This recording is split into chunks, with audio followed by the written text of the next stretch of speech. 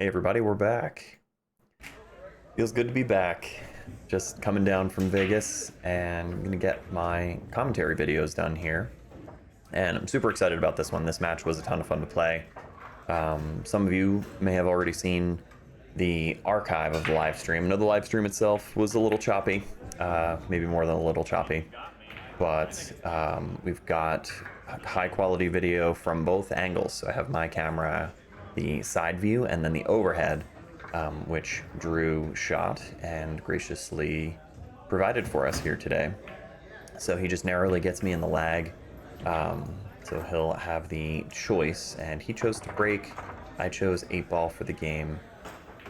And I'm gonna keep my normal approach here with my squiggly lines. So he opens up with one of each. One strike, one solid. He's got choice. And opening's a little touchy. The 4-ball goes, wouldn't hate that to open up if you could get down below the 3-ball and try to take care of that. The 1 and the 2 are a little tricky. That'll be the only issue with the change in the camera angles here, is my overlay scribbles might not be in the right place, but we'll make do. So yeah, he's got a little bit of a choice here. Like I said, you could play the 4-ball. If you get down below the 3, that could help you get back up table. The 1-2 combination does play, but I think what he opts for here is to try to pinch the 1 cross side to try to just play it firm into the rail, pretty full into the 1-ball to tighten up the angle. And it's a big ask, I mean, especially for opening shots here in the rack. That's a tough one. You really do need a good feel for the table. And Drew and I had been warming up on other tables, but we went kind of pro style where we each had just the 1 rack to warm up on this particular table. And I have to say, despite having just the 1 rack to warm up, coming out of the gate kind of cold overall, we both still had a really good lag, so it's an indication of theoretically some good play. So we'll see how it goes. Like I said, the live stream archive is up there, but it's completely without commentary. Maybe a little bit of audio in there. You probably noticed I do have the background audio for this video, which is really nice. I do like to have the audio. I like to be able to hear the game, but it's not always possible for me when I live stream those matches or record those matches because of copyright music in the background. Meanwhile, opening up here, I do like the solids, so I'm going to take those. Thin cut on the 5 into the side brings me back across table. I think the intention was to get between the 1 and the 2. I've got the option to play the 2 or the 3. The 6 is open, but getting good shape on your next shot is pretty tough. Moving the 2 now would be helpful because it clears up the 1 for that same corner. I remember feeling pretty settled. Definitely pressure, right? People watching and expectations and just wanting to win as usual. But I think especially here, you know, we talked it up and Drew plays a good game. So I just wanted to make sure I was coming correct for this. Played a good speed on that 2-ball. I knew that I was going to run into the 3. You don't want to try to hold it. You don't want to try to really, really softly touch that 2-ball. You risk over undercutting it, you risk it not making it to the pocket to try to hold it for the 3. In this case, you just let the stroke out a little bit more, run into the 3, you're going to end up with a cut angle. Absolute worst case, you could play safe here if you really needed to. You'll notice there, I don't know if we'll get the overhead again, but I kind of tighten up my grip a little bit, choke up a little bit, and shorten my stance. And so I like to, especially when the cue ball is really close to the object ball, I have to kind of tighten things up, shorten things up. I do like to tighten up that form.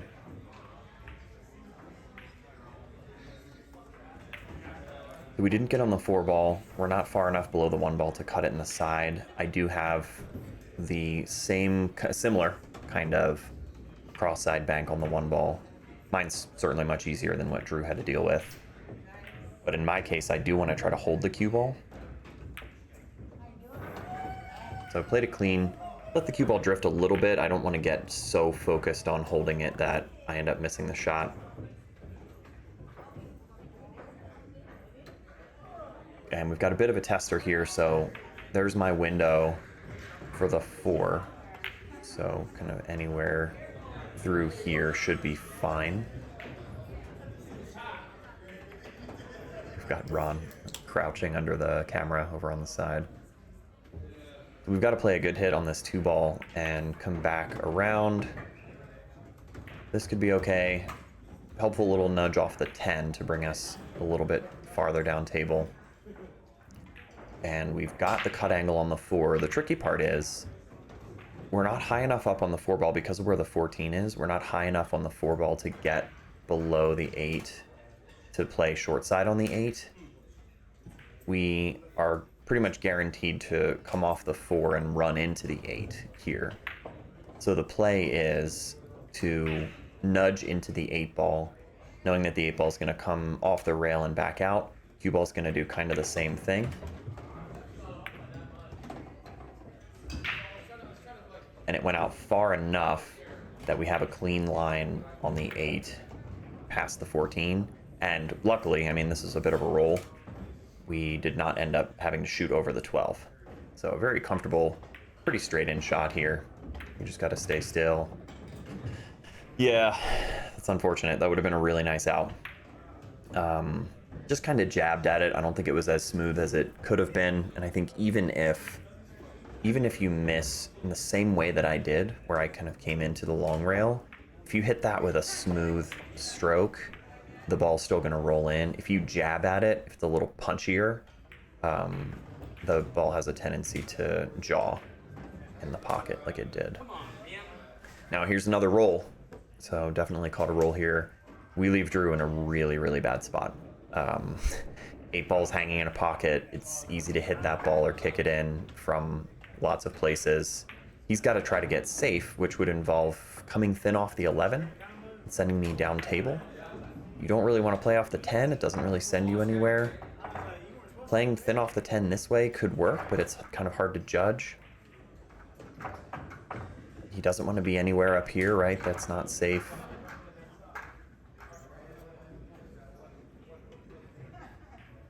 And now I don't know if he's attacking and trying to... He might have been... You'll have to let me know, Drew. I'm not sure there, but I don't know if he was trying to bank the 11 back here.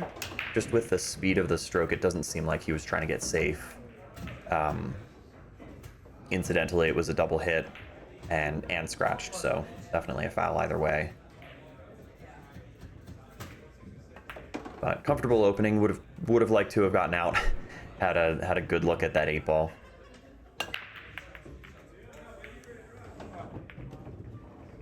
Take that one. Second ball break was working for me while I was in Vegas. I had been practicing it a lot. One of his friends said, "Figure it out, Drew," after I made the 8 ball in the break, which, you know, of course, that's his fault somehow. Drew and I both had a lot of fun while we were out there in Vegas. I don't want to speak for him, but friends and family, you know, having them out there, playing with your team, it's just so many fun dynamics. And it was great finally getting a chance to play you, man. So tricky rack here did not spread out as well. Sometimes that second ball break does give you a bit more of a cluster if you don't hit it as well. So stripes down.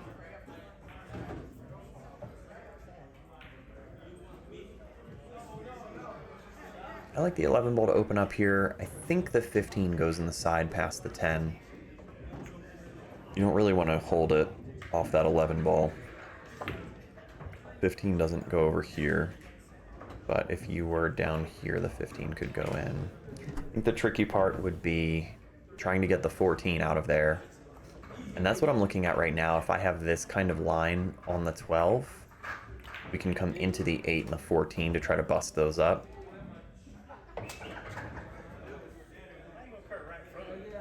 I've got the 10 now. It might have been nice to have that to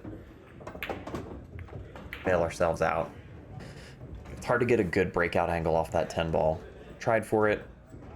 Could have been worse. The 12 is blocked up a little bit worse. The 14's not out of trouble. 15 doesn't really go anywhere. The 9 cuts, but it doesn't really avail you any good position. So I wonder if the play here is just move the 15. Put that into the cluster. Oh, I had the 15, okay. That's fine. This was the idea then. Even though this match wasn't that long ago, I do not remember a decent amount of this. Even going through editing, I was kind of surprised in remembering some of the stuff. So it'll be fresh to me for the most part. So even from the side angle, it's kind of tough to tell. I don't know if the 12 goes or not past the 4 to send it over here. If it did, you could attack that and try to move the 7-5 out of the way with the knowledge that the 9 is up here to bail you out. It's a pretty aggressive play. You're up 2-0. There's no safe leads in pool, like we know. You don't want to try to relax too much on that. 14 doesn't go anywhere. Maybe the play is just to kind of maintain the cluster, send the 14 down. Yeah, just kind of tie it up a little bit. It's not bad. 5 is blocked up pretty good. I don't know if he's got to look at the 4 or not between the 12 and the 8. He's got access to the 7 and the 5. 5's probably not frozen on the rail, so he could just tuck me down there. It'd be a good play, just to try to squeeze me between the two of those. That's what he's looking at. It's a stretch, though. Okay, so he went pretty full on the 7. Not bad at all. I've got an edge on the 14. So I can always just nudge that over to the rail to try to go back safe, but it's not going to really block him from doing anything if I send him up table. He either gets a look at the 6 or the 3.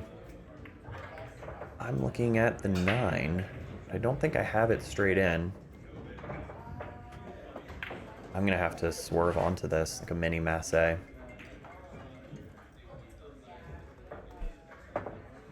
Hit that pretty good. Again, it doesn't really avail us great position. Sometimes you just take a fun shot because it's a fun shot. That might be something that I have to train out of my game, though. Okay, so opening up the 8, moving the 12. Didn't really move the 12 into a better position for me. He's got access to the 6. It'd be hard for him to hide me to where I don't have a look at one of my balls, because the 12 and the 14 are pretty open. He was looking at whether the 14 combos into the 5. The 5's got a bigger pocket because of where the 7 is. So he could play the 6, and then maybe the 4 to the 7. Maybe he's thinking about running into the 14 somehow. If you're above the 1 ball, if you get up here, you could come into the 1 and down into the cluster, free up the 5. Just pick off some of these, like 3, 2, 1, and then go from the 1 into the 5. This is good. He's got a workable angle off the 2 to drift down. Pick your spot where you want to be on the 1. You could get out from here. He's going after the 1. Interesting. So, doesn't look like he's cutting it. He might just be sending it down into the cluster, or to try to push the 5 closer to the pocket. Okay, so still pocket ownership. He's still got that blocked. The 1 ball's down there now. He didn't sell out any shots on mine. So it's a good play. Like I said, I think the aggressive play would have been to play the 2, get shape on the 1, and then roll down into the 4 and the 5. Because you're sending the 5 towards the pocket, just like what happened here. The 1 ball would not be in the mix, and you have a chance to land on the 4 in this corner. My play is probably just to send the 12 down. Oh, I undercut it. I think my play was to send the 12 down to try to get it maybe between the 5 and the 7. I didn't really look at it either, though. Put it on top of the 8, which could help, unless he finds a way to... Which you could. If he plays the 7, gets above the 1, gets into here, you could play the 1 into the 5, and then bounce off the rail to break up the 8. You could also break up the 8 right now off the 7. He tried it, hit it too thin. Too thick, rather, to have the cue ball bounce back off. Yeah, I think the idea was cut it thin, overcut it. Cue ball comes thin off that into the pack, busts those up, and then you're going to have something available to you, whether it's the 4 back over here or the 5 here. Going safe again because he doesn't want to move his 5. Tucking me down below the 5 would be beautiful here. Oh, he's just putting the 4 in the mix. Okay. It's a good shot because, yeah, even if you miss, you've still got ownership.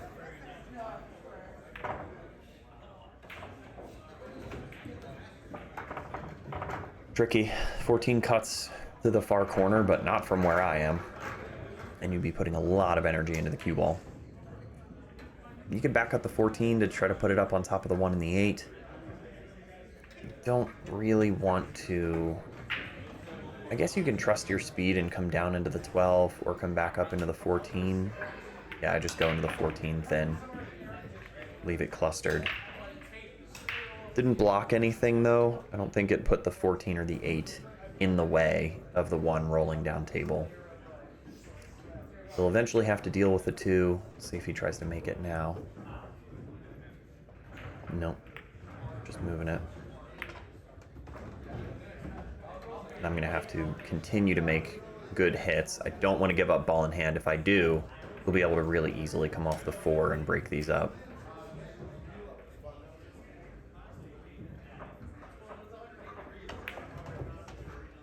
So again, just brush the 14, or you can come down short rail first and come back up into one of them.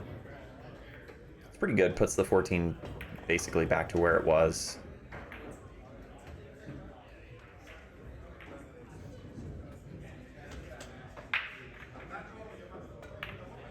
The 4 is still in a prime spot to break these out. You could even try it from here, although you're digging into the rail a bit more with how far above it you are. So he could try to make this and then get shape on the 4. Okay, he's floating back over for the 1.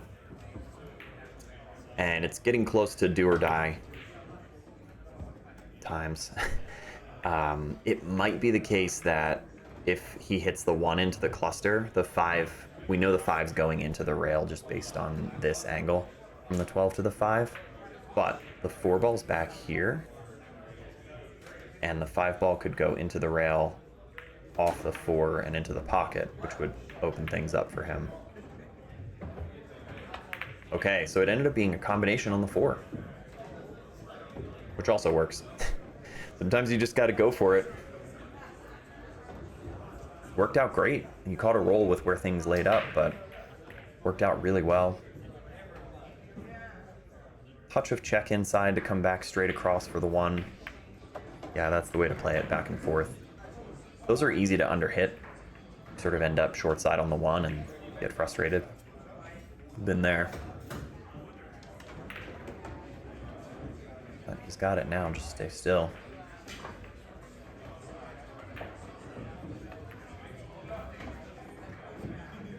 That'll do. It's a lot of table to travel, but it feels good to let your stroke out on that one. You don't have to try to hold the 1 and leave the cue ball in the center of the table. You can come down and back. Nice. Yeah, so good cluster, good strategic rack. A lot of back and forth, some safety play. Takes us to 2-1. Using a head ball break. Pretty good solid hit on those. Good spread. So just one solid, it looks like.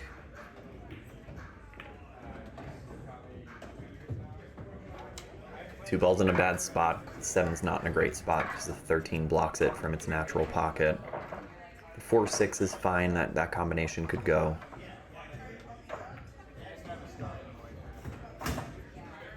You got to get down and address the 2 and the 7 as early as you can.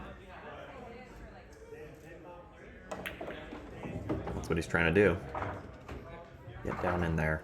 And don't touch anything somehow. He played it with good speed. He had the right angle.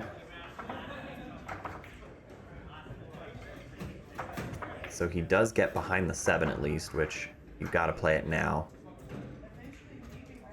There's a little bit of draw to pinch this back, stay behind the 4 and the 6. The 2 ball could bank cross side if you have the right angle below it. Okay, so he doesn't like the 7. He's going to go after the 4-6 now. I don't know if I love that because then you have to still get down below the 2 and the 7. Ryu pointed out that shot might have been a foul. Curious what you guys think about it. With how thin of a cut it would have been on the 4, that it might have even been rail first. If he hit the rail first and then grazed the 4 on the way back up, nothing hit a rail after that. So it might have been a ball in hand situation. Which I would take here. I gotta figure out a way to solve for my 10. I'm gonna try to do that right now. I wanted to get a line on the 15 to dig through it and play down into the 2-10 to free that up. I do love that about 8-ball games. All pool is just problem solving, right? But with 8-ball specifically, there's these clusters and breakouts and safety play that kind of unique to 8-ball. The way it comes up and the way you solve for those situations anyway. Don't think I got where I needed to be on the 15.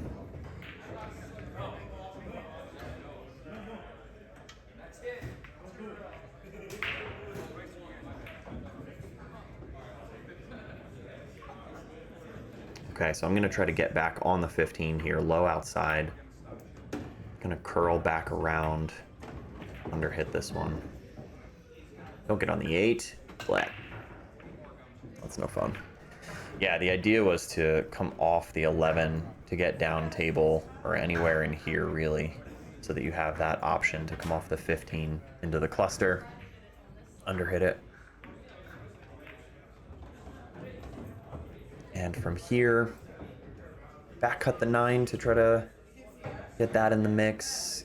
You know, maybe you make it, try to get into the cluster from the 9. That's an option. It's ambitious, but okay, that's what I'm looking at. That could be fine, I think, as long as you get it ahead of the 6. Maybe it blocks the pocket. Maybe you do come into the cluster, like I said. Okay, it's like we're the same guy. The other thing, I guess, would be to push the 12 down towards the 13. I don't think the combo's on, but at least you're getting more balls closer to that pocket. Undercut that pretty seriously. Push the 13 onto the 2 and the 10, which is not awesome. He's below the 7. He's got the combo on the 4-6. The 7 is the ball that helps you break out that 2 ball, though, so you might try to play the combo and get above the 7 so that he can take care of the 2, leave the 4 ball down there. That's a backup. Hammered it and went for the cluster off the combo, which I did not see and definitely could have worked, but just got unlucky, hit the wrong spot. 7 ball still goes. He's got the 3 ball right now, but the 2 ball's still a problem.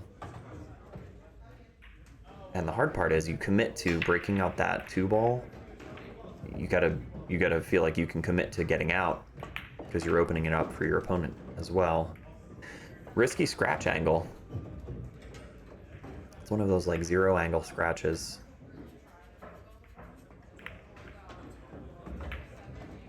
He's on the 7 to where he can hit the 2. So you got to get it out now.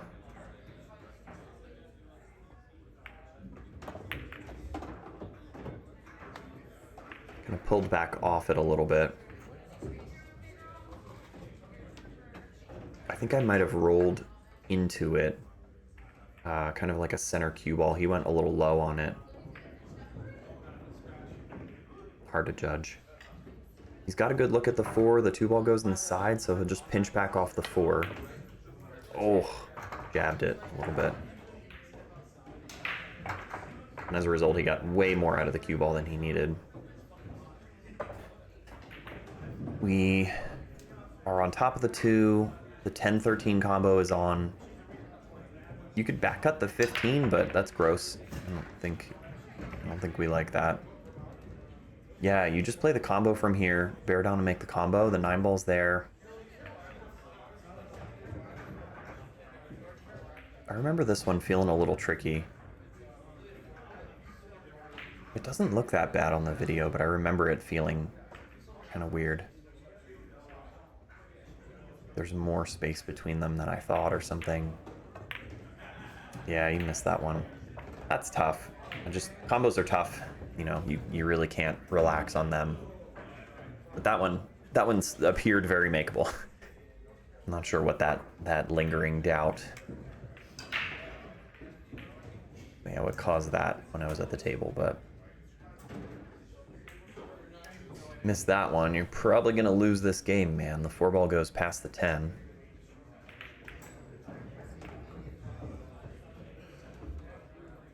So he can just kind of snip back, play the 2 in the side, and draw over.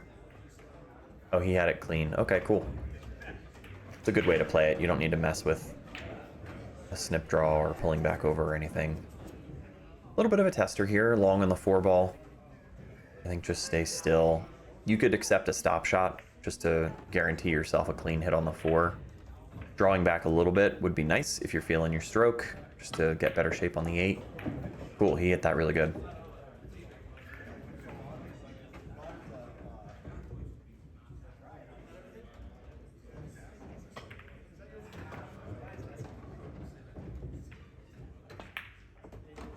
There you go. Love to see it. Yeah, that's the way it should be, man. I missed my opportunity, and he gets out. 2-2. So, final game in the 8-ball set. Drew's breaking. Again, good solid head ball. Maybe a little off center. Just kind of losing his cue ball a little bit, but still looking pretty good. It is dry, though.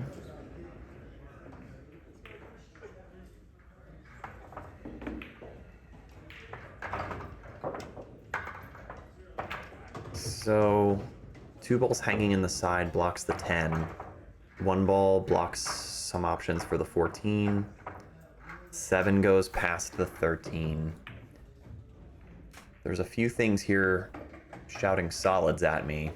Problem is, claiming solids means that you have to back cut the 7. Don't love that.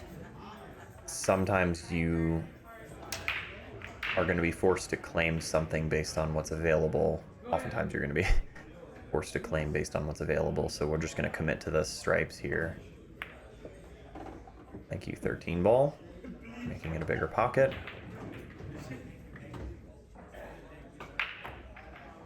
We just need a plan for the 10, really. That's what I'm looking at, is getting down below it. It might go off the 6. The 2 makes that challenging. Getting above it into here is a really small window. I mean, it goes in that corner, but it's a really thin window. You don't want to have to play for breakouts if you don't need to, but the 10 is in a tough spot.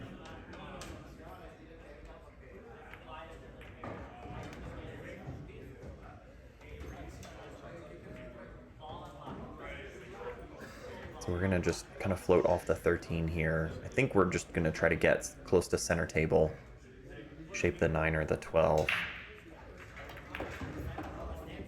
We went up a lot further.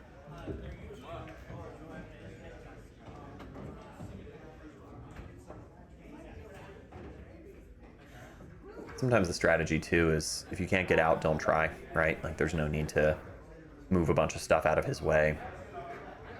Not that the 10 or the 14 really complicate things too much for him, but anything we can do to get ball in hand or at least make it harder for him to get into a good line would give us an advantage.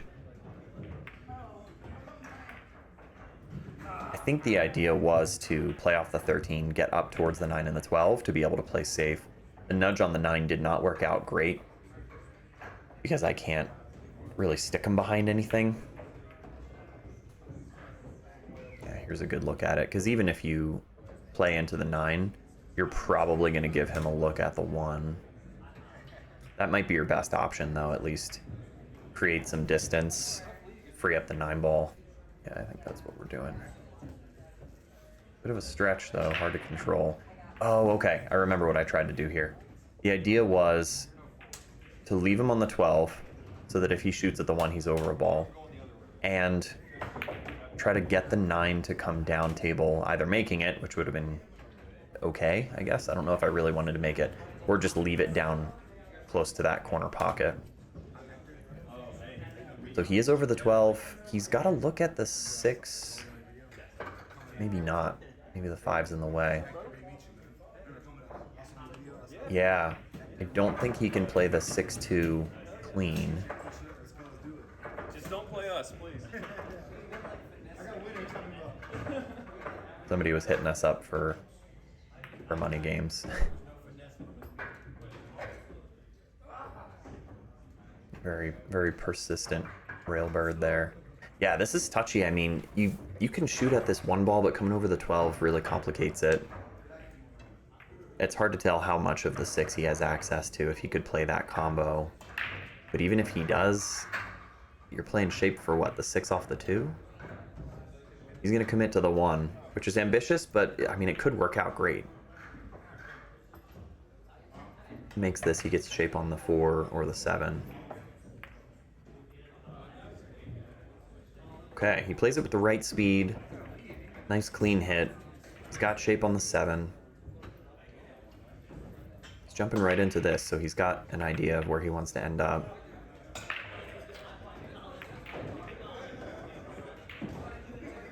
He's down below the 2, that looks good. So he'll probably just float up off the 2, either playing the 4 in the corner, if he's got that. This camera angle is actually a little trickier than it should be. That's what he's looking at. Maybe that goes, or he can float up for the 5 in the side. What I usually like to do is think about picking a spot on the rail, and that's my target, kind of roll into that spot. He hit that 2 pretty thick. Yeah, hit it too full, and it slowed down the cue ball a little more than he anticipated. He's in a bad spot. He's on top of the 6. He might have an edge of the 4 ball, but not a great look at it. He's having to think about a combo, 6 to the 3. He's like on top of the 6, not frozen to it by any means, but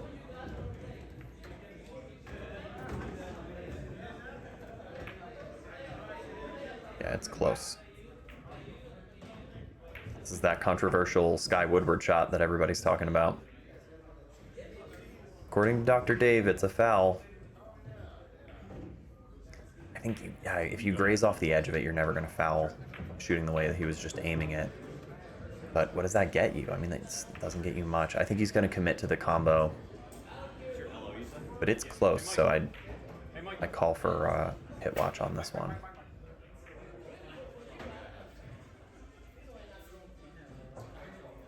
And this guy, I think Drew told me, is his league operator. So, cameo appearance. He's striking down on it. Looks good to me. I think he was kind of shooting not directly into it and down, but kind of away from it and down, which you're much more likely to be okay there.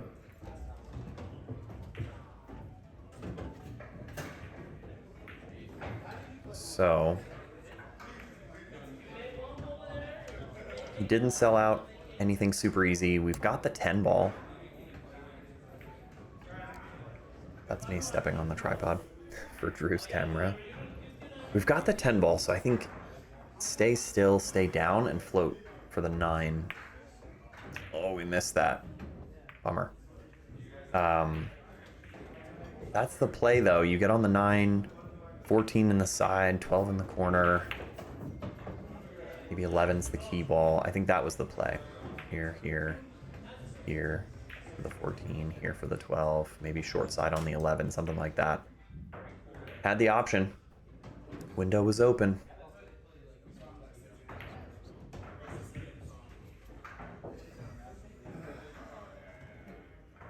Yeah, he's gotta bear down and make this 3 ball. If he does, he's getting above the 5. He's gonna have a good look at the 5. Nice. That's a good shot. Could definitely be out here. So you can play a stop shot on the 5, play the 4 in the corner, roll through and play the 6 in the top left. Okay, so force follow through. I don't mind that. He's still got to get good shape on the 6. Some players might be tempted to take the 6 ball now and come down and back for the 4 ball. Really, anywhere up here is going to be fine for the 4 ball, so it's a big window. Playing off the 4 into the 6 is a little trickier, because the 6 you kind of need to be here.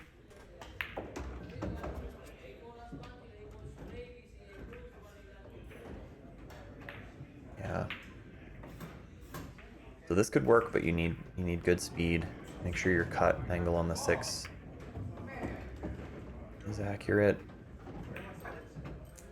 Hook a little weird off the rail. Yeah, I think he might have hit with low inside there, unintentionally. He needed to hit with low outside, or not even spinning it at all, really. You could just kind of go low ball on that to curve back and straight out. Since he hit with low inside, low right, came down to the rail and curved off this way, that right-hand spin.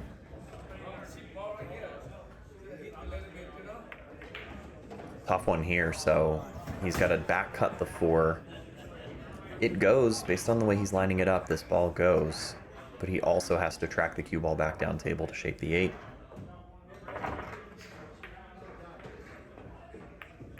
Oh, okay, he cut it the other way. I don't mind that, but yeah, he needed a little more speed. Caught a bad roll by hitting the 12. And he is hooked, I believe. I don't think he's got an edge on the 8. He's got a kick at it.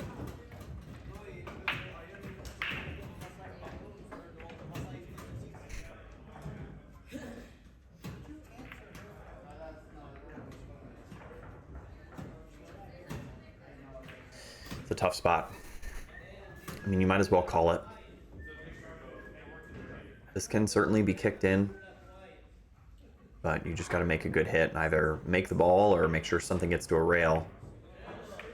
Not going to happen with that speed, though. All right, guys, we got to get out here. Open table with ball in hand. We're at the point in our game where if you don't take advantage of that, it's not looking good for the home team. This is the right opening shot, though. The 11 does not go in the bottom left.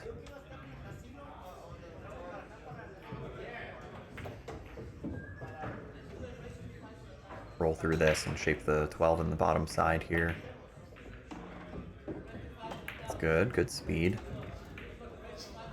Underplayed it maybe slightly, but still totally fine here. I like this. We know that we're drifting down. The 10's always going to back us up, but you want to shape the 14 in the opposite side. Big window. Anywhere in here. Underplayed it. Still makeable. I mean, realistically, yeah, I kind of short sold the window. Anywhere in here, this ball's makeable and sends you down towards the other 2. You're fine. Don't get picky. I'm thinking about that more. You don't need to play perfect.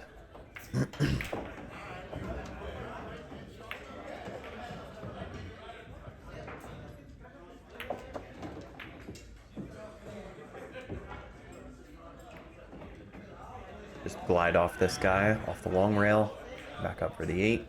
Good speed. Those feel good. not missing any more 8 balls, guys. Sweet. All right, 3-2 going into 9 ball. Like I said, no lead is safe. I mean, we've had some chances to take those other 2 games, but he's playing good and he's making good choices. It's a nice break. Oh, the one's gonna dress up too. Yeah, so this works. I remember this one. No spoilers, but I do remember this one. We've got great shape on the 1. You can pinch back. It's dangerous. The window to get on the 2 between the 7 and the 3 is here. The other option is to draw back more to anywhere in here. So these are your windows. You just obviously can't be behind the 3 or the 7. So underplaying it, you're dead here. Overplaying it / underplaying it, you're dead here. It is a risky spot, trying to just control your draw.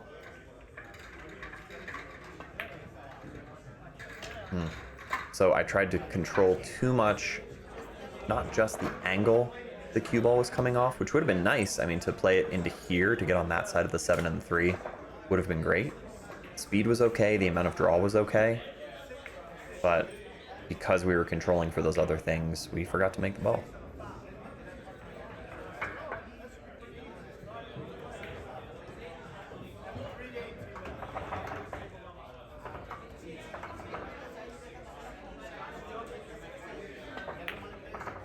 So he had a clean hit on it, he had a full access to it, but not a makeable angle.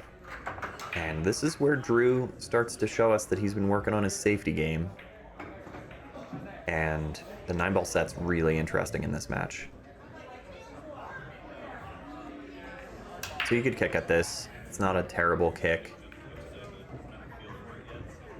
It's a very easy jump for me. So I reach for the jump cue, and I'm just going to be hopping over the 2, try to get a full hit on the 1.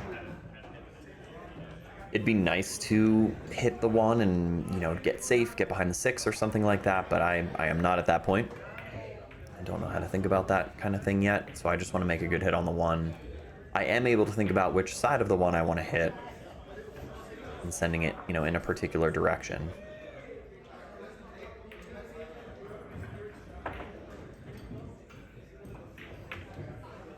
I did change my jump form. Missed the ball. So yeah, the idea was to send it back up table this way. I did change my jump form, which has complicated things. So instead of elbow up, I have my elbow down, kind of sidearm style, which you see a lot with the pros. And I will say physically it's way more comfortable, but my aim has been impacted by that change.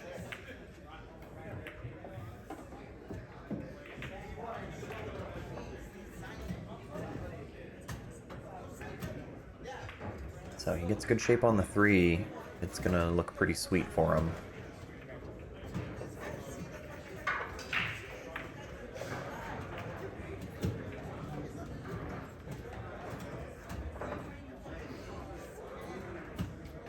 This one you can just roll around 1 or 2 rails for the 3 on the top side.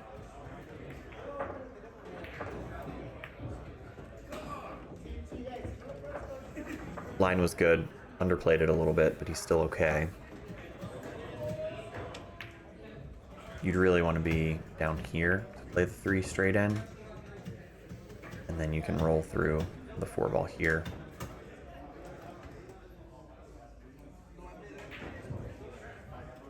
He's digging into it.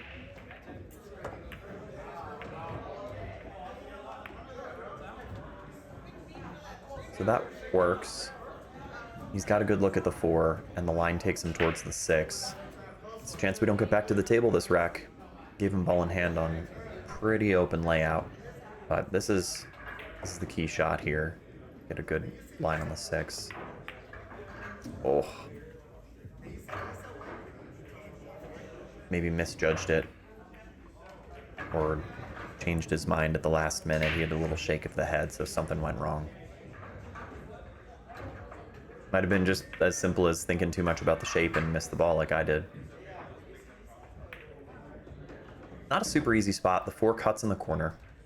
So you can take it here. Cue ball comes across table for the 6. This is very playable.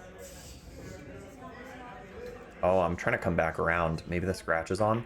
I'm trying to come back here for the 6. No, I was going inside. I have no idea what I'm talking about. I was trying to cut it in the side and come back down off the short rail and get above the 6 again. Didn't leave him anything easy. Hard to get safe from here.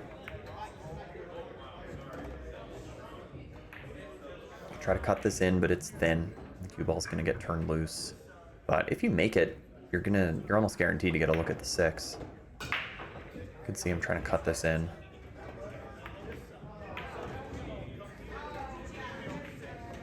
I think he was trying to cut it in. Just hit it too thick. So we have a look at the 4. Kind of similar to the shot that he was faced with previously, but thinner and longer than what he had to shoot. Same kind of idea though. I mean, you play the 4 into here, the cue ball's gonna come back around, guaranteed to get on the 6. Just focus on making the ball.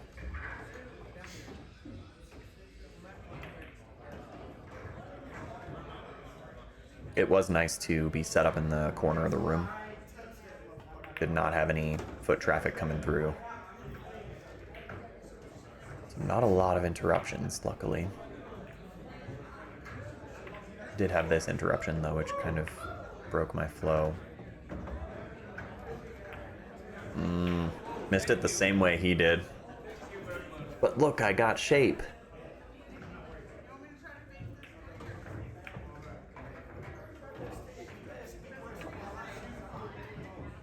All right, man, you gotta make this one.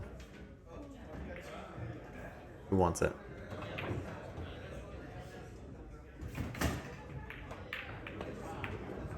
Yay, the 4 ball's down. All right, this is all off of really good break shot, a really good shape on the 1, and then I wasn't able to do anything with it. And then I give him ball in hand, and he got kind of weird on the 4. We'll figure it out. So he second guesses it a little bit. It is a weird spot. You can cheat this a little bit and have the cue ball come back this way. You could roll through and play short side on the 7. I don't think he loves high inside. Just gonna pop back off it. Whoa, he came far. That works too. Come back up table and get shape on the 7 on the side. And then you roll through this one to come into the long rail and back out for the 8.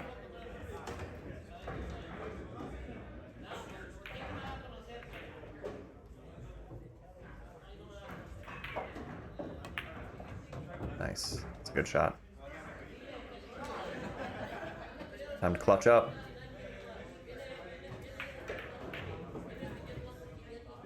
These are the type of shots you make in practice effortlessly, but then when there are stakes, it feels pretty intimidating.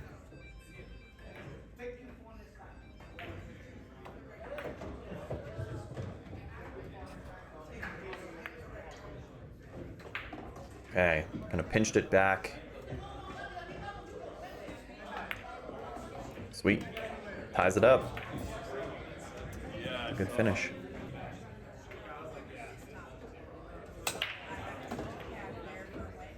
Wing ball goes. 1 ball's gonna dress up. That looks nice. 2 balls in everyone's least favorite spot though. So he's gonna have to either drift over and get above the 2, or try to come all the way back around and get under it.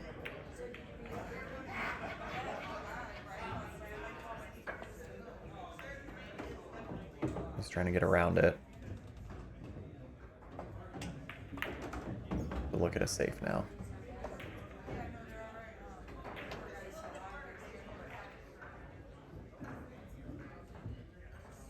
So I'll just sort of chip the 2 into traffic and send the cue ball down table. It's a good play. There's a lot of traffic up there, so puts me behind 6 or the 3 or the 7. You just commit to playing the object ball in that case. I might be able to swerve around the 7. I don't know if I have a look at the 2 that way, or if I have to come rail first and spin into it.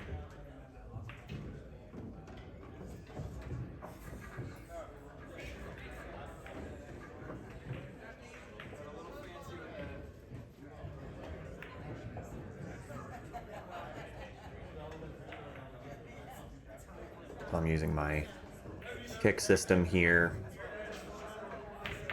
Shift over to the cue ball. The 2's makeable if you hit it well, and the 3 ball's in a place where coming off the 2, cutting it from up table, you could get a look at the 3.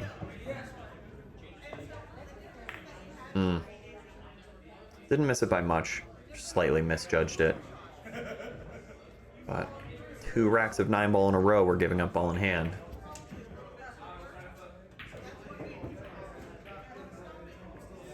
So he's looking at where he wants to be on the 3. You can roll through for the top side, or you could pinch back off this to where he has the cue ball right now and play the 3 ball in that side pocket. You're basically just deciding where would you want to be on the 3 in order to get on the 4. It's that 3 ball sequence of next shot takes you to the following shot. How do I get to where I need to be on shot number 2? So his decision making is going to be important here. He's kind of split between the 2, it seems like. I don't mind it from there. It's playable from either side. 6 of 1 kind of thing. You just commit and make sure you get there. Just kind of pop off 1 rail and get on the 3. Oh, he went for 2 rails. Trying to get below the 3? Not sure. Maybe just overhit it. I don't think he was actually playing to get below the 3. I think he was trying to go 2 rails and get, like, to here.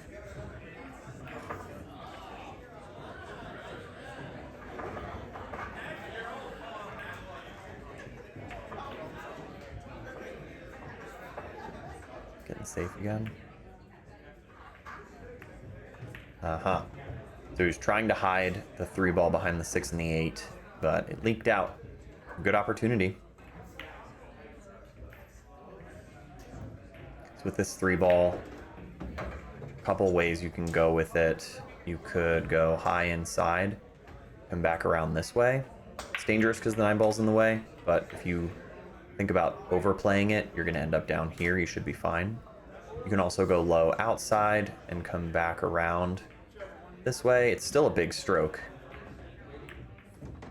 I decided to do something really weird and overcut the 3. I got really unlucky by coming off the 7, but I overcut the 3, sent the cue ball back. I was trying to maybe come down here this way.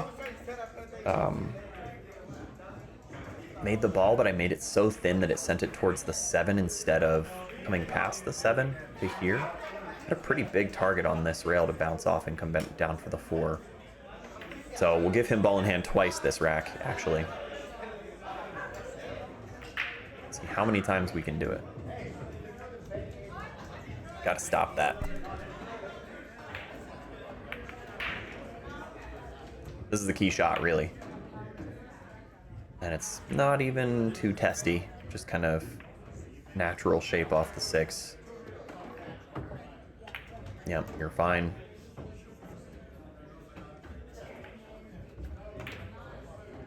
And you should be able to tighten this up with some draw, come back up to get a line on the 8. You want to be cutting the 8 and go into the short rail to bounce back down. I don't know if you would want to try to draw all the way back up to back cut the 8.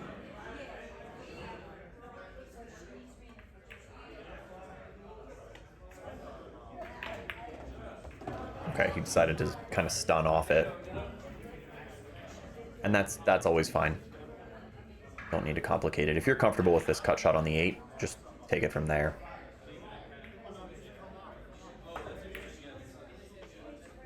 And this one's speed control, just float back down and get a good line on the 9.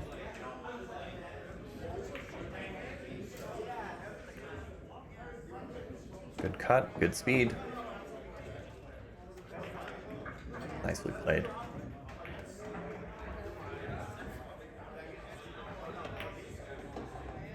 Drew takes the lead.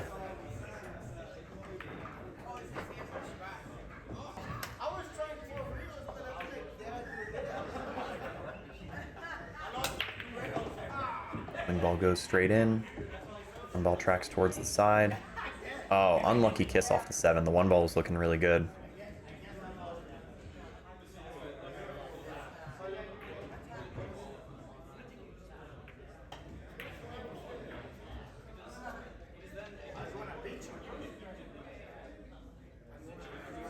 It still goes. These are hard to judge when it's close. Problem is, you make the 1 and you're not really on the right side of the 3. He's playing safe. He's gonna try to tuck me behind the 7. Trixie. I think I still have a look at the 1 though. I think he underplayed it.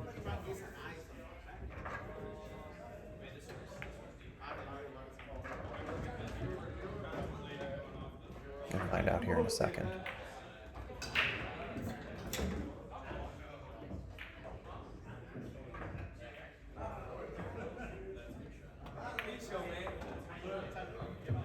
Yeah, I got a good look at it. It's tricky though. I mean, do you just send the 1 ball towards the 4, try to combo it? Or am I gonna try to get safe? Oh, I did not have an open look at it. I grazed the 7. We'll just give him ball in hand again. He's got a lead, you know, what's the worst thing that can happen? Not be doing that, dude.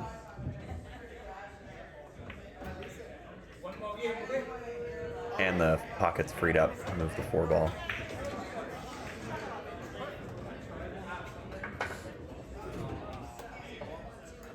We're gonna need a blunder to get back in line.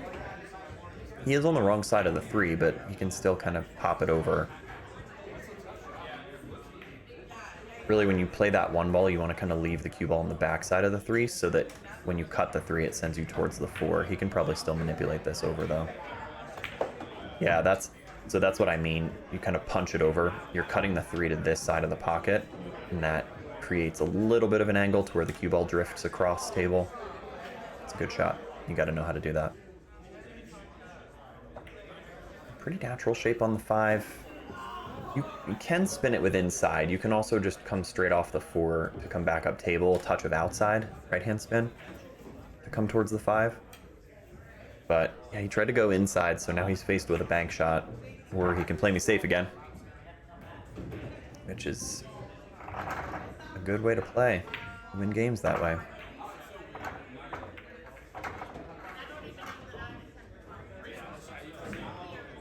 Tight bank. Nope, he's going safe. Trixie. I've got to look at the 5 though. Doesn't go anywhere from where I am. I cannot cut it over here. I do have a look at the 5, so I've got access to this side of it. I can send it into the 7 ball. Super risky. I mean, that combo's hard. With ball in hand, that would be a hard combo from the 5 to the 7.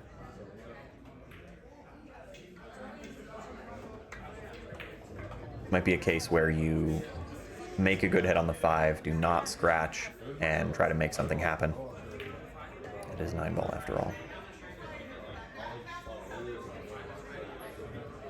Yeah, send it towards the 7, leave the cue ball up table. Oh, we're catching a roll. All right. And we have a decent look at the 6. So you can thin this and come down table and back up for the 7. I like that. If you trust it, if you practice that one, that's pretty natural. The other option would be if you're just feeling your draw stroke, which usually I am. I just like them. I'll pop the 6 over here, and you can kind of curve off. Probably going to roll into the 9. Yeah, you can't really hold it too much, but I don't mind this. Big shot coming up here. You can play the 7 pretty full. bounce off and up here just kind of take, like, accept a longer cut on the 9. Or looks like I might be trying to roll through, which is a tall order. But yeah, came in a little too thin on the 7. But we're okay. Just take what the table gives you here. And the speed was good. Brought us far enough down table that we weren't kind of on the 50. Stay still, dude. All right, we got a game. Here you go. Called a roll with that 5 grazing off the 7, but hopefully this gets us back in. Lost my break a little bit there. Bouncing the cue ball weird. Did not hit it full. We come up dry. He's got a full look at the 1. Touchy to get on the 2.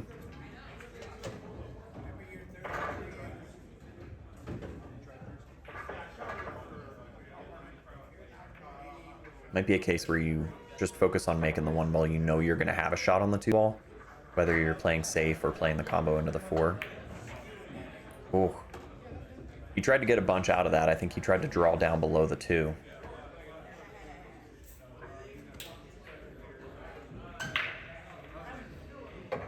And here, you're kind of rolling through the 1 ball to get back down table. Yeah, through there or towards the 6.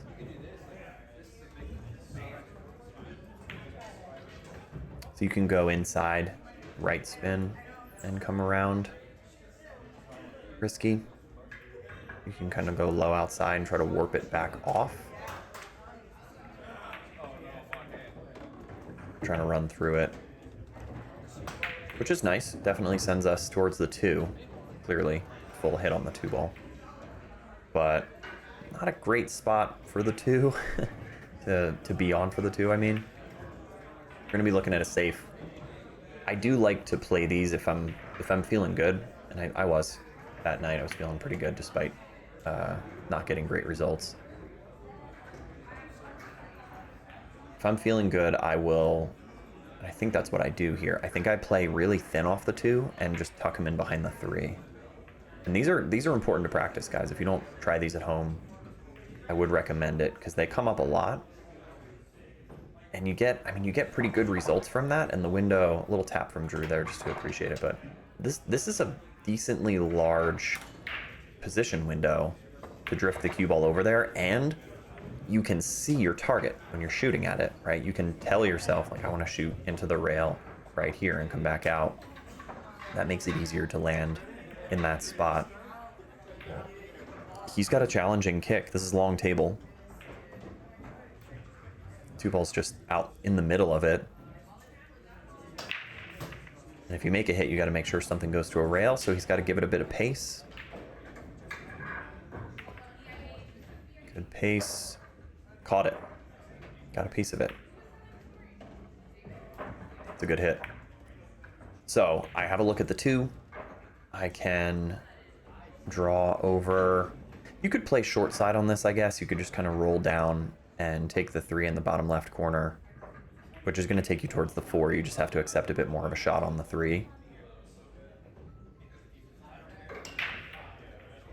Trusty old draw stroke again. So I might, the angle's a little off. I might graze the 9 to get back above the 3. Looking at it now, I think I'd probably just roll through and take the 3 up in the corner. Just simplify it. Yeah, we're okay. I mean, that's fine. You're cutting the 3 and it takes you back over to the 4. If you know you can judge that graze on the 9 ball, this keeps it simple too. Just float back over. Bit much on that. Didn't really need all that, but we're still okay. Big window for the 4. As long as you come close to the center of the table. 5 does not go past the 7, so we have to get a little squiggly here and roll through the 4 and get between the 5 and the 7 to get on the proper side of the 5. These feel good when you properly execute these, though. Oh yeah, we like that. easy shape from the 5 to the 6. Natural cut angle, maybe pinch a little bit off of it. 6 has a big window. Like anywhere up here is fine. I like this though. I'm double checking my cut angle. I'm not taking the shot for granted. Played it a little thin. We're still okay. We caught a roll by coming off the 8. But now we've got a bit of a tester to get from the 6 to the 7. Again, I think you can come around this way to get onto the 7. Sometimes I'll try to tighten these up with inside, like curve back down, or try to like get over here, which is tricky, especially stretching. Yeah, I tried to come straight back down, which is not a bad idea, but you got to make sure pace was off. You got to make sure if you do that, that you're playing to hit, like tell yourself, I'm going to hit the short rail. I'm coming into the short rail. Even if you do and underplay it slightly, you're kind of landing on the rail, which is great. If you overplay it and come into the rail, you have a lot of room. So I think I just didn't, I maybe mentally didn't pick the right spot. This is an easy enough hit, and it's makeable, but we did not need to be hooked on this 7 ball.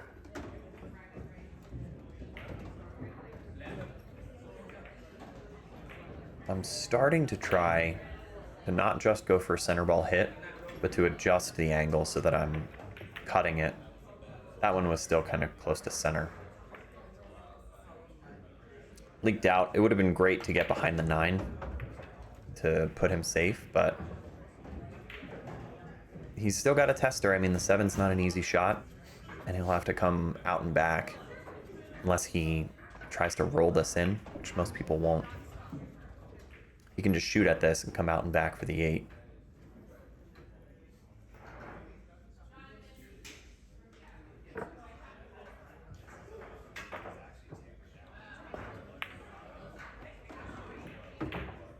Look at Drew using inside. So he went maybe even low, but a low right. Not sure if that was intentional or not, but he got great shape out of it. And here again. Nice. Perfect speed. He's going to take the lead again.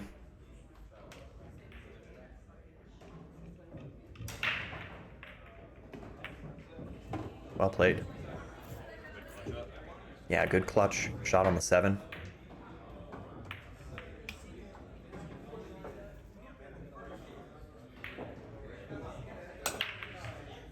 Good solid hit. And a good look at the 1. Watch him run this out and get on the hill. That'd be great.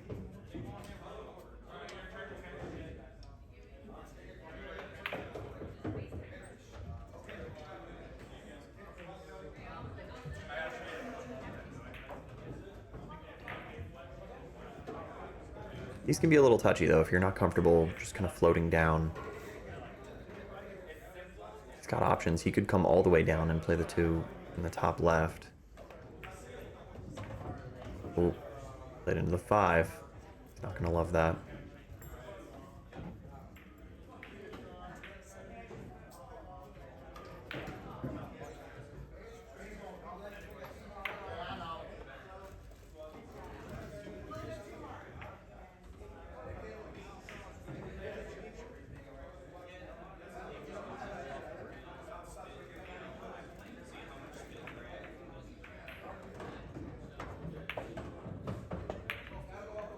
Good shot. It's hard to tell from this angle if he had it past the 7. He's got a good window on the 5. You could just roll through this. You don't have to do anything fancy.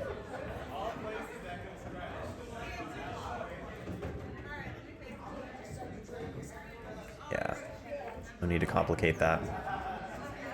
And you can come back out and around the 6 in the same corner.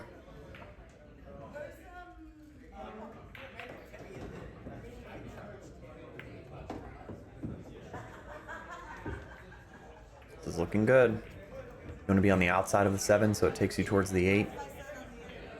This is good. Take a minute. Look at where you want to be. Good habits. That's your shot line. Just get on the outside of that. Even if you're, I mean, honestly, even if you're behind that, like on the low side of it from where we're looking at it, you can back cut the 7, come out and back for the 8. Oh, okay, so he was on the other side of the 6. But still, he's fine.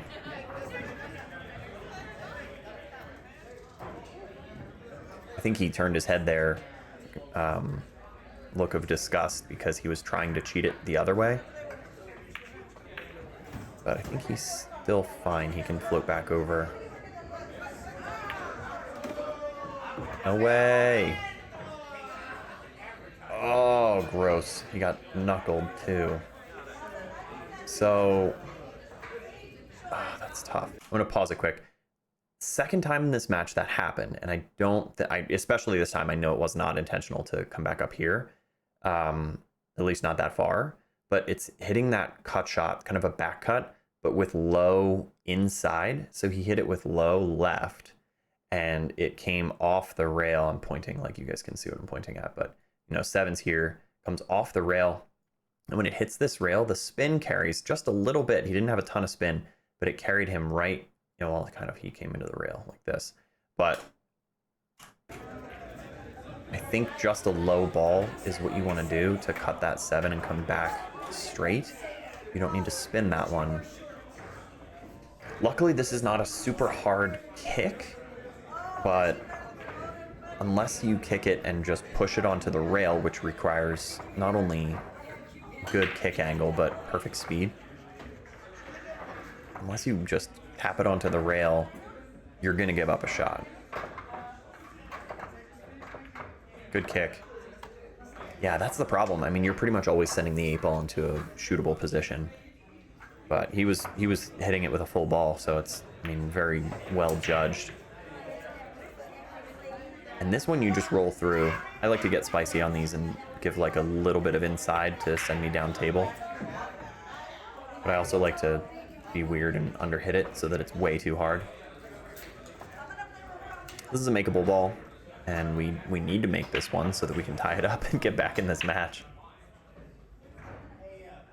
I remember still feeling okay at this point, though, just kind of emotionally. I was having fun. It's a good match. It was fun playing with him. And again, not really getting the results that I wanted, obviously. Missing that 9 and leaving it hanging. But for the most part, I wasn't giving away anything easy. There were a couple racks where I was giving up a bunch of ball in hands. I do also think Drew was feeling it to some extent. Just pressure.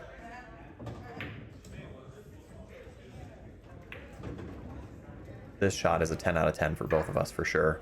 However, weird stuff happens. Your fundamentals can break down, you like second guess yourself, you change your speed, or there's a hitch in your stroke, or who knows.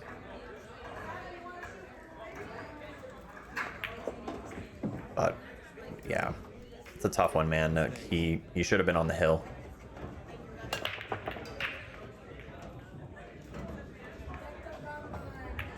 Losing my break shot a little bit, which is kind of evidence of just how things have been rolling.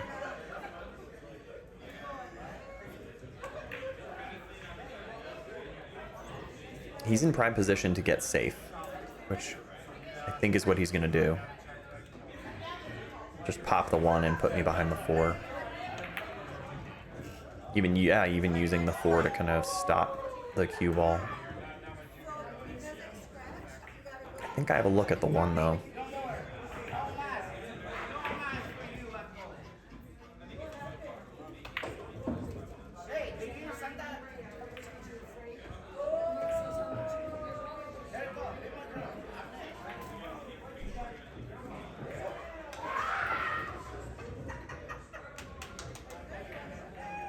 Am I cutting this?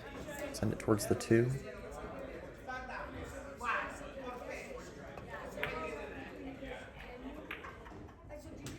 So I had full access to the 1, but maybe didn't like the cut.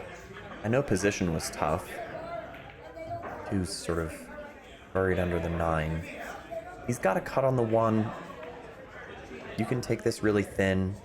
Pretty good chance you're going to get a look at the 2, especially if you come down and back.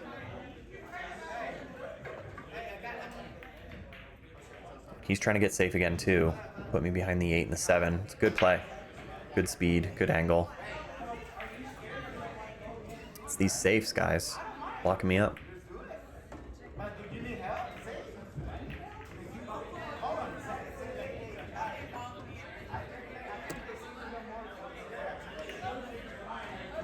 So I'm looking at 2-rail kick here. You can definitely come this way and send the table back, or send the ball back down table. I was looking at coming down this way to try to push the 1 over into the cluster. Looking at it now, I think I'd rather hit it this way. Probably easier to gauge that too, because the way I'm going, I have to spin it a little bit. A lot of it. Make a good hit though. Well, he's got full access to the 1.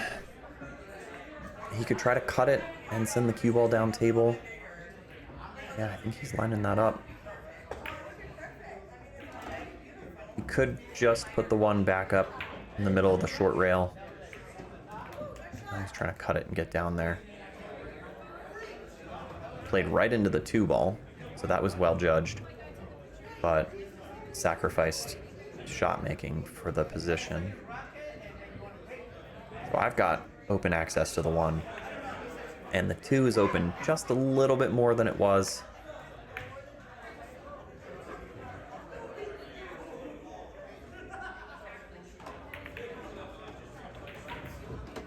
So play it pretty full, and I hit it that way because I knew I would land on the 2 ball. I didn't want to try to get cute and get down closer to the 2. The 2 plays pretty thin, but the cue ball does bounce back up. You have a big window to get on the 3. You could play it with inside. You don't have to, but you could play it with inside to come into this rail to open it up more. But I think I'd rather, I don't know about that. Too much pace, and I didn't need the inside. I'm working on trimming that out from my game, just to think about like playing more center cue ball, control speed, control cut angle. There's my like sidearm jump technique that I'm using. So I come right at the 3, but just a little too bouncy, and I get sent off the table. Let's give him ball in hand again.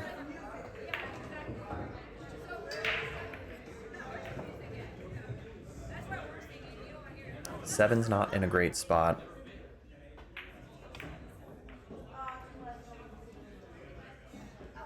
You really don't want to have to play a breakout in this case. Getting from the 6 to the 7 is not tough, so I think probably the play would be get from the 6 onto the 7, play safe. Put him behind the 8 or something. It's a good way to float down on the 4. He's got a good angle to work with to bounce back over for the 5.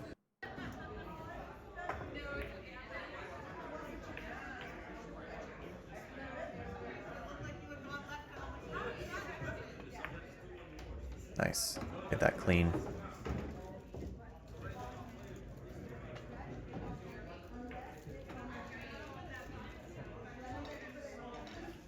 And anywhere over here is good for the 6.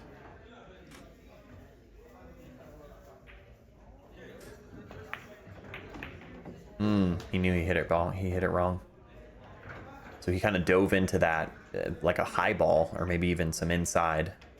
He's still okay. He's got to look at the 6. Back cut is on. But he knew it as soon as he hit it. You could see his head twist.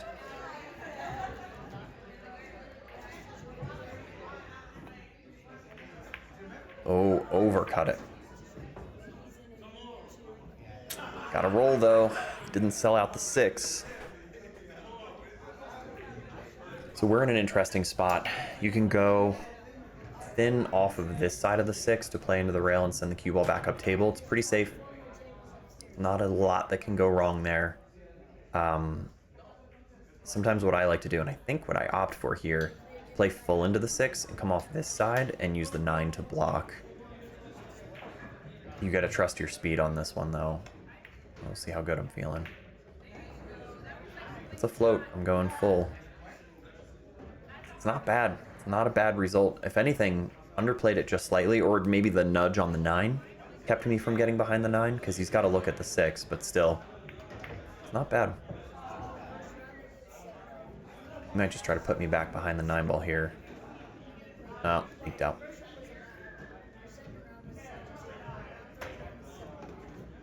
So we got to get safe. Try to get him back down behind the 9. Or send the cue ball off the 6 to get behind the 8-7. It's not a big blocker, but it's possible.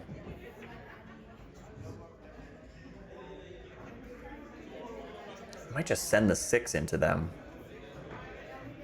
I don't mind that, because the cue ball stays down table.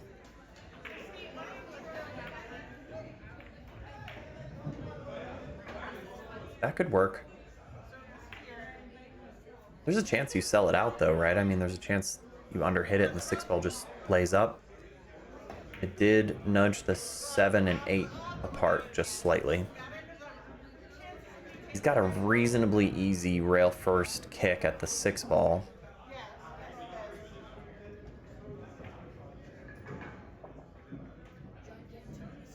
Oh, he might have been trying to... He might have tried to thin it there.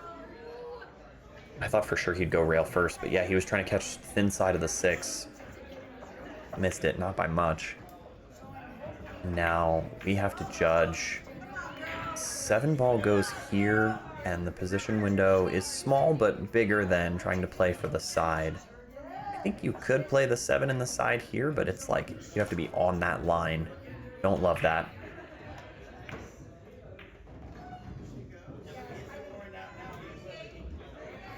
Play for the breakout, but I think it just unnecessarily complicates things. I mean, you play the 6 down here and then what? Roll through the 8. Sends the 7 down there. You have a chance of getting stuck behind the 8. Play the 6 into the corner and like bounce off the rail and into them. I think you just kind of roll through the 6 and get into that window with the 7.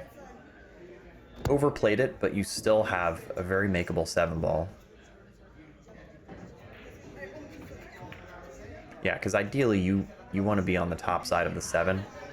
Here's your shot line. You want to be on this side so that you can go out and get on the 8. It's still makeable, but not easy. And the shape is not guaranteed by any means. You're gonna go up table, weirdly. I tried to draw off it. I tried to like pinch off it and play into the 8 to nudge the 8 up here. So we're in a tough spot again. 8 ball plays. The scratch is on if you hit it in the right way, the wrong way, what have you.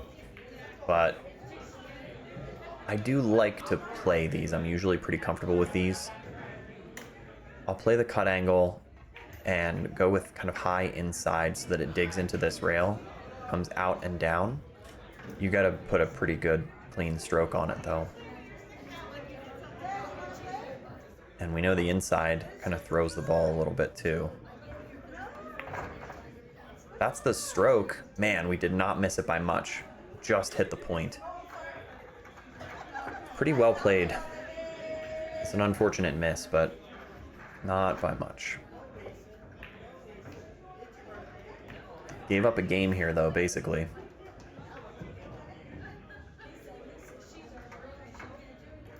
Oh, don't do that, Drew. It's gonna get weird. Still makeable. Yeah, you can see a little bit of a head lift, kind of like second guessing almost. Threw him off his speed. That's cuttable. It's bankable. Some people will just fire this back here.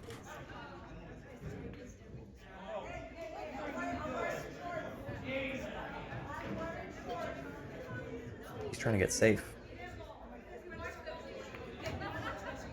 He's trying to just split me. Oh no, man. I'm gonna bank this in.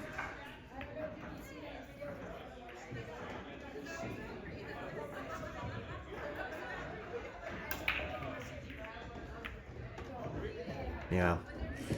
Yeah, tough, man. He had that 8-9 and maybe just second guessed it a little bit. It's a nicer break shot. 9-ball almost goes. I think I said something about it. 2 dressed up. Play here, cut the 2, come back up.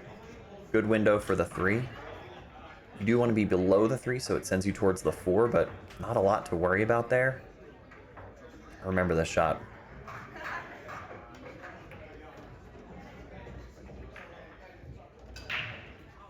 You don't need to do anything fancy, man. There's no spin. A little bit of a high ball to check it, but just get above the 8. Get above the 8. Come on. You're on the hill. You need this game.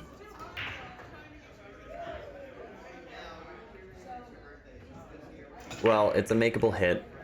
We really didn't need to be here. That's silly. But kick at it. Maybe you kick it in. You're not trying to get safe here. Not really. I don't like the jump. I think, yeah, you think you just kick at it and send it around.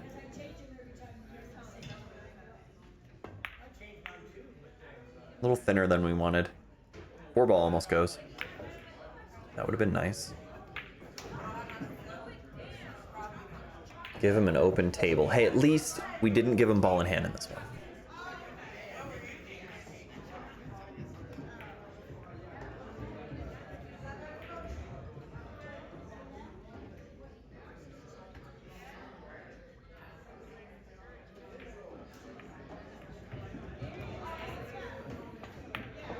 It's a good shot.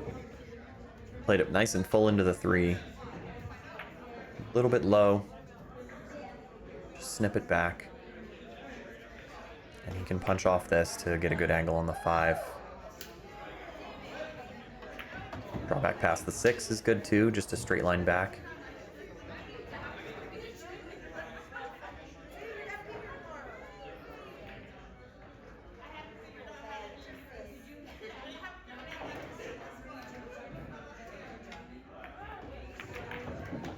It's good. Get that 6 on the side. Came up short. I remember this. I do remember this one. So you come off thin, right? You can play this in the side and come back down. I remember him saying after the match, we talked about this one. I remember him saying he didn't like the cut in the side. He just felt like he wouldn't be able to hold it. It plays in the corner. The scratch is not on. You just got to hit it good. And you could theoretically punch out and back. You could punch down and across and back around for the 8. Bridging long. Yeah, he hammered it. I don't know that he was fully committed to his shape on the 8, or maybe just flustered by underplaying the 5 to get there on the 6. On the receiving end, the 6-ball rolled just enough to where I can play it in the side and roll through to get back over onto the bottom side of the table for the 8. And I'm just showing myself anywhere in there is going to be fine. Make the 6. Sometimes, you know, I'll get spicy and I'll be like, oh, I'll put a touch of inside just to like make it float up and get prettier on the 8. It's too greedy. Don't need to do that stuff. If you have clean lines, just play your shape. I am hitting it with inside though, aren't I? Weirdo. But look at how pretty it is. You don't need to do it. It's risky. We're okay. Process was fine. I stayed down. I hit it good.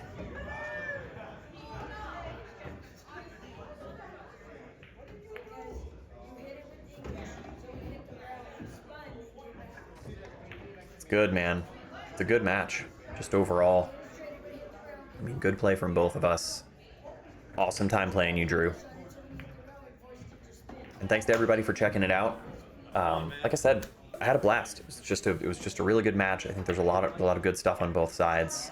A lot of fun. This is him coming back. We were talking about that 6-ball. But there's a lot to come. So thanks for making it to the end. If you made it to the end, do the YouTube stuff, as always. It helps out a lot. Like and comment, subscribe, do all that. And yeah, like I said, lots of content coming up. Vegas stuff, commentary videos, and maybe some other stuff on the side. But seasons are starting up again soon, so there's going to be new content after that Vegas stuff is done. So thank you again for being here, and I will look forward to seeing you guys in the next one.